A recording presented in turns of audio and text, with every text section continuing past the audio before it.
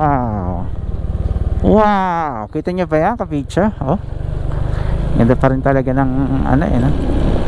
One of a kind talaga to eh, itong Taal Lake eh. Ganda. Holy Lord. Ah.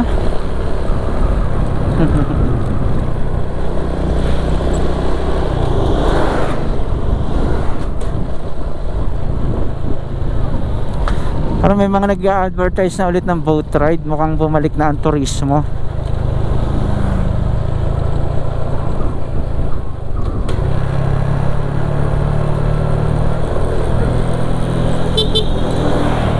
Alrighty. Mukhang bumalik na ang turismo doon sa isla, doon sa mismong Taal Volcano. Alright.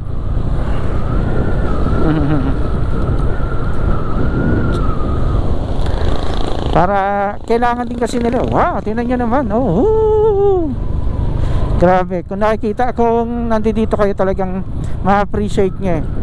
Sobrang laki niya kasi na para bagang, alam mo yan, katapat mo na siya. Even though sa totoo hindi mo siya katapat kasi mas mababa siya. Ang ganda eh.